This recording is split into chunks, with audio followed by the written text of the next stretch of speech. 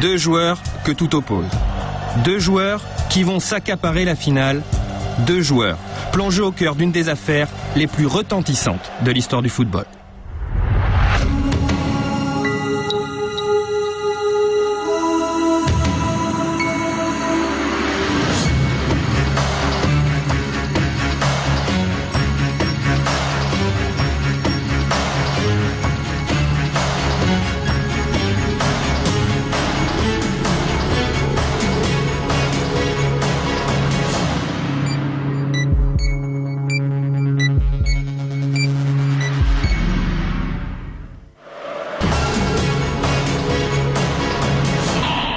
Parce qu'on est préparés tous pour faire quelque chose de bien. On ne pense pas à ce que ce soit ma dernière à moi. C'est plutôt un début de quelque chose qui va se passer pour les autres, plutôt qu'une fin de Zidane.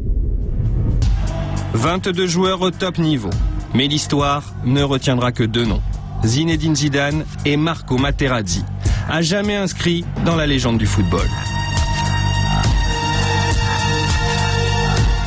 Zidane, c'est la star du mondial.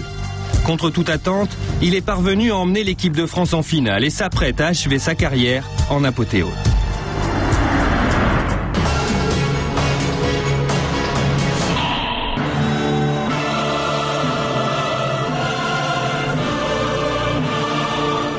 Dans quelques minutes, va débuter l'événement sportif le plus médiatisé de la planète. La finale de la Coupe du monde de football. Après un mois de compétition acharnée, l'équipe de France affronte l'Italie pour le titre suprême. Materazzi a-t-il tenu des propos racistes? S'en est-il pris à la mère ou à la sœur de Zidane? Nous nous sommes procuré une séquence inédite de l'altercation, filmée de face. Cette séquence, nous l'avons soumise à une traductrice franco-italienne, spécialiste de la lecture sur les lèvres. Voici son analyse. Donc là, est-ce que sur cette séquence, on a l'impression qu'il parle de terrorisme, il a des propos racistes? Du tout, il invite à jouer, ses copains à jouer. Ensuite, il parle du t-shirt que Zidane offre, la maillette que Zidane offre. Et c'est là que Materazzi lui dit qu'il peut la donner à la pute de sa sœur. Il répète? Et après, il le répète encore une fois. Entre-temps, entre les deux, entre la première fois qu'il dit la pute de sa sœur et la deuxième fois, il dit merde, merde.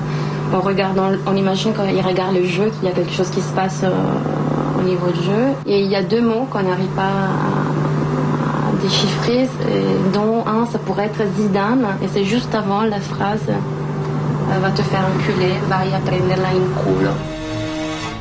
Après une lecture minutieuse, l'échange a pu être intégralement reconstitué. Gioco! Cosa vuoi? Vuoi la mia maglietta? Tagliata alla puttana di tua sorella. Merda, merda. Puttana di tua sorella. Finocchio di Zidane. Vai a prenderlo il culo. Des insultes choquantes, mais finalement assez banales dans l'univers du football. Elles expliquent difficilement à elles seules la réaction de Zidane. Non, en fait, je vous dis, ça serait très grave. En fait, c'est des choses qui, voilà, en fait, c'est des choses très personnelles. Donc, ça touche à votre, oui. J'insiste un peu parce avec que la maman, la sœur, enfin. La maman, la sœur. Et puis c'est des mots très durs, quoi. Donc vous l'écoutez une fois, vous essayez de partir, c'est ce que je fais parce que je m'en vais en fait. Vous écoutez deux fois, et puis voilà. Et puis la troisième fois, voilà, moi je suis un homme, je suis un homme avant tout, et je vous dis, il y a des mots quelquefois qui sont plus durs que des. J'aurais préféré à la limite me prendre une droite dans la gueule qu'entendre ça. Et voilà, j'ai réagi. Deux fois, trois fois la même chose, c'est-à-dire donc des insultes qui touchaient les femmes de votre famille, quoi, votre mère et votre sœur. Oui. Zidane n'en dira pas plus.